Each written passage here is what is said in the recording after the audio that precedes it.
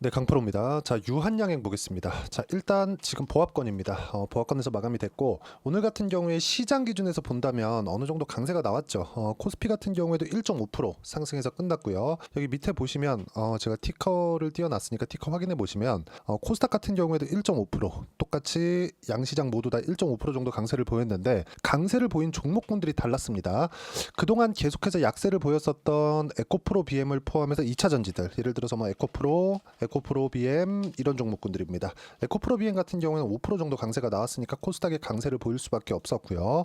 그리고 내일 삼성전자의 실적이 예정되어 있습니다. 근데 삼성전자의 실적은 기대하는 바가 없습니다. 안 좋게 나올 수 있을 그럴 조금 뭐랄까요, 좀 소지가 좀 많이 있어요. 주가가 많이 떨어졌기 때문인데 이게 선반영 때문에 그렇습니다. 자, 그러면 주가가 떨어졌다는 점, 삼성전자가 떨어졌다는 점은 실적이 안 좋게 나오더라도 삼성전자로 인해서 시장에 대한 위험은 없다는 겁니다.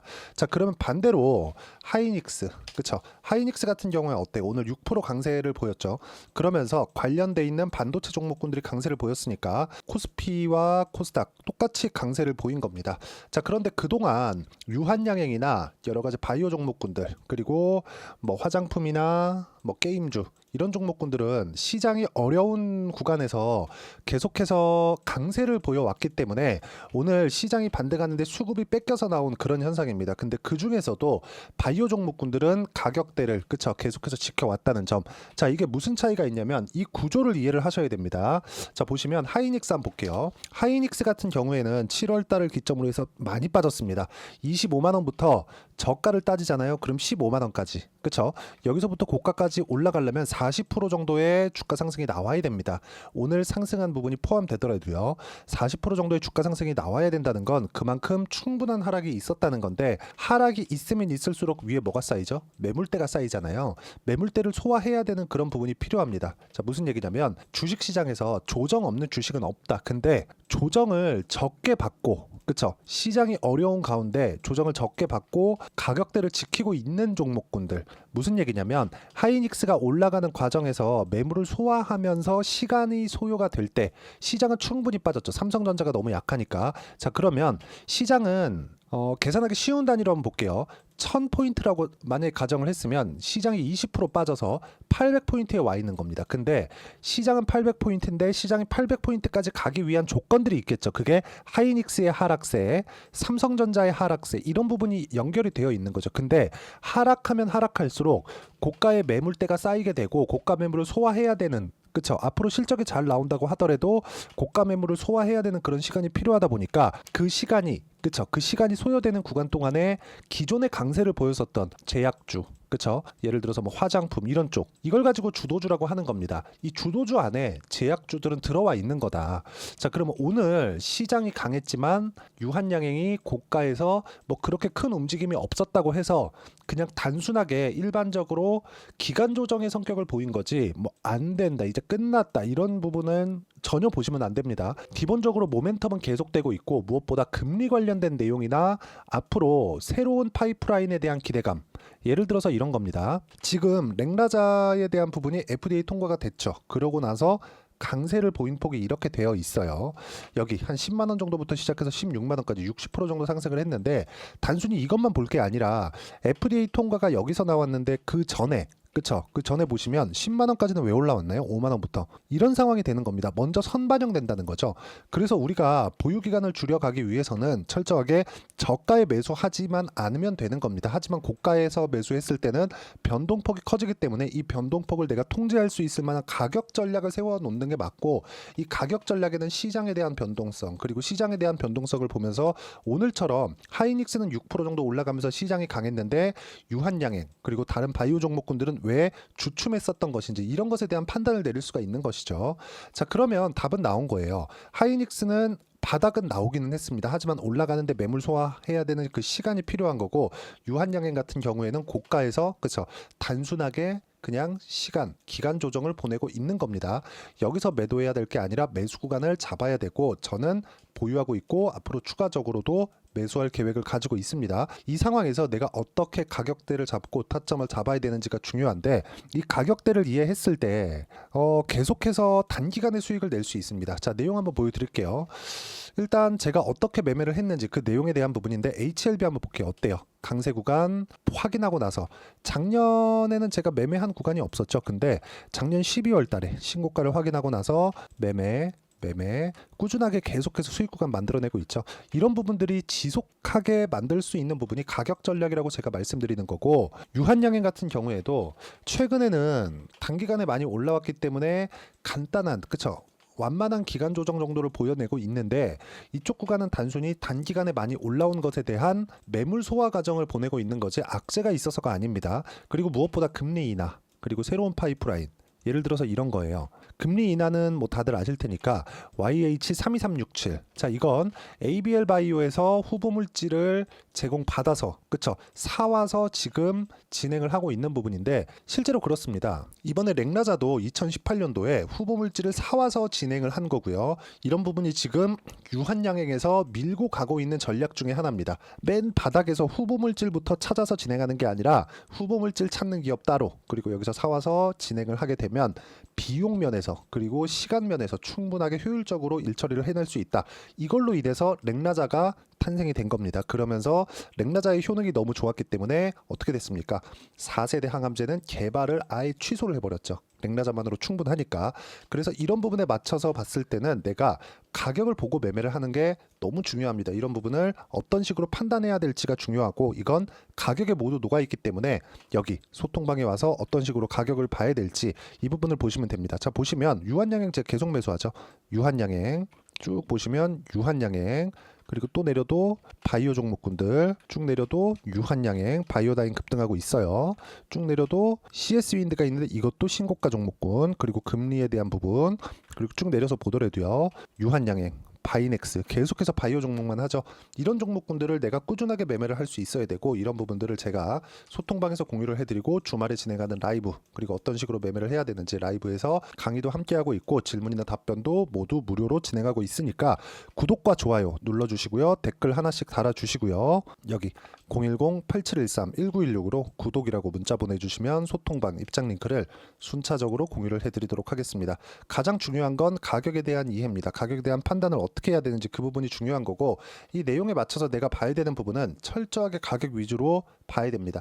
자, 유한양행이 앞으로 좋아질 만한 내용으로 인해서 여기서 강세를 보였다는 것도 맞죠. 근데 왜 이 전에 신고가를 만들어냈을까요? 그쵸? 이 부분을 이해를 하셔야 되는 겁니다. 그리고 단순히 지금 모멘텀이 끝났나요? 그랬으면 아예 그냥 끝났겠죠. 그쵸? 지금은 고가에서 매물 소화를 받고 있는 과정이고요. 단기간에 많이 올라왔었는데 시장이 너무 안 좋아서 여기, 그쵸? 약간 뭐 기간 조정이 조금 길어지고 있는 그 정도의 움직임이 나오고 있는 것이 뭐 전혀 뭐 시세가 끝났거나 그런 부분이 나온 건 아닙니다.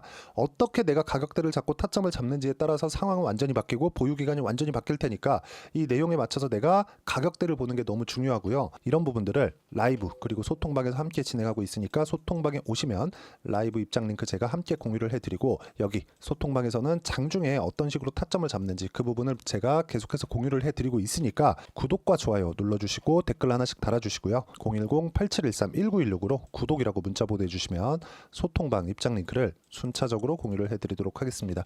가장 중요한 건 가격 외적인 다른 부분을 보지 말라 그랬죠. 그래서 이론적인 내용을 어떻게 판단해야 되는지 그 부분은 유한양행의 단기 보유 전략, 단기 2주입니다. 2주 동안 내가 어떻게 가격적인 부분을 판단할지, 그쵸?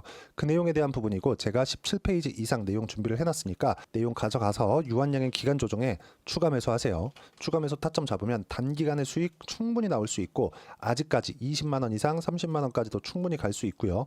무엇보다 아직까지 렉나자 관련된 실적이 나오지 않았죠. 선반영한다 그랬죠. 가격이 올라가는 구간에서는, 그쵸, 앞으로 좋아질 만한 내용이 있고, 그런 부분을 여기 충분한 거래로 인해서, 그쵸, 만들어내고 있는 거다. 즉 거래를 보라는 게 아니라 가격이 올라갈 때는 거래가 당연히 붙을 수밖에 없기 때문에 우리가 주도주를 판단하는데 가격을 보자. 그리고 주도주를 매매했을 때 단기간의 수익을 볼 수 있고요. 당연히 2주 안에 수익 낼 수 있는 가격에 대한 부분 이해를 하셔야 됩니다. 그리고 이런 부분을 제가 다 무료로 공유를 해드릴 테니까 여기 010-8713-1916으로 유한양행이라고 문자 보내주시면 가격 그리고 단기 보유 전략 함께 공유해드리도록 하겠습니다. 자, 그리고 뭐 어떤 뭐 상황에 맞춰서 뭐 가격에 맞춰서, 그렇죠, 왜 가격을 봐야 되는지 그 부분에 대해서 제가 이야기를 드리는 거니까 이해가 안 되면 영상 다시 보시거나 뭐 종목단에서 어떤 식으로 봐야 되는지 궁금하다 싶으면 영상 끝까지 시청하시면 되고, 이해가 되시면 모든 분들이 성공 투자하실 수 있을 겁니다. 자, 24년도가 돼도 여전히 시장은 녹록지 못합니다. 이런 상황이 벌어지는 건 어쩔 수 없습니다. 이런 상황에서도 수익이 나는 종목들의 구조는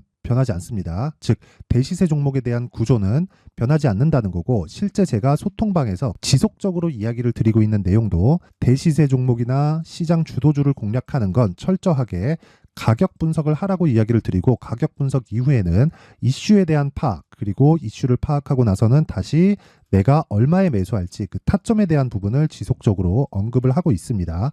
자, 근데 생각해 보세요. 시장이 굉장히 어려웠습니다. 어려운 상황에서의 어떤 종목들이 강했냐 보면 반도체와 그리고 바이오입니다. 자, 실제 여기 보면요.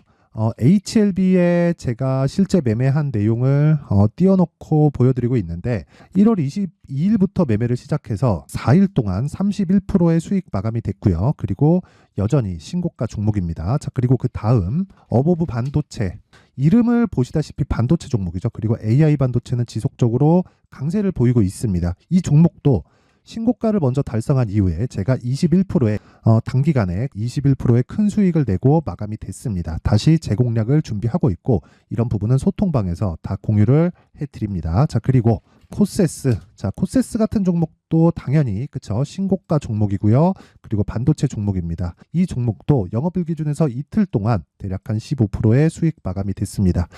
내용을 한번 보시면 어떻습니까? HLB를 포함해서 뭐 30%, 20%, 뭐 15% 이런 식의 수익이 지속적으로 발생하고 있는데, 이 세 종목 모두 다 신고가 종목이고 1월 달에 시장이 약세를 보이고 있는 구간에서도 강했었던 그런 종목입니다. 특징점이 하나 있는데, 그 이슈에 앞서서 가격이 먼저 반영했다는 거죠. 그렇게 제가 가격을 먼저 보고 이슈에 대해서 파악하는 이유는 결과적으로는 큰 시세를 먹기 위한 사전 준비 작업입니다. 실제로 큰 시세를 먹기 위해서 사전 준비 작업을 했을 때 여기 레인보우 로보틱스 127%, 그리고 ISC 98%, 그리고 한미반도체 97%의 큰 수익을 내는 상황을 만들 수 있습니다. 어떤 식으로 소통방에서 진행됐는지, 그쵸? 그 상황을 제가 이야기를 드린 건데, 이런 상황도요, 당연히 신고가를 공략했을 때 가능한 겁니다. 자, 그러면 이번에도 마찬가지입니다. 그쵸? 정부 주도의 코리아 디스카운트 해소 방안이 2월 달에 발표를 하고요. 그리고 2월 달에 발표된 내용을 토대로 주가가 움직이는 게 아니라 이미 움직인 내용이 있죠. 실제 이 내용은 크게 중요한 게 아니라는 겁니다.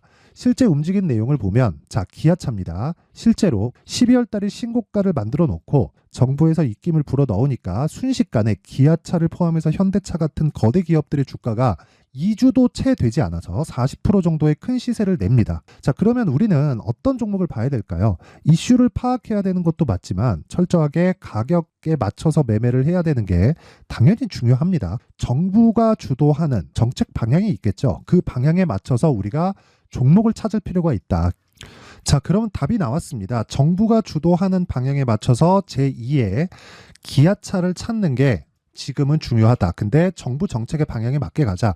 그랬을 때 앞서서 제가 보여드렸었던 내용인 여기 레인보우 로보틱스 127%, 그리고 ISC 98%, 그리고 한미반도체 97%와 같은 수익을 낼 수 있습니다. 물론 시간에 대한 부분은 최소 2주의 시간이 필요하고요. 그리고 최장 3개월 안에 끝내야 됩니다.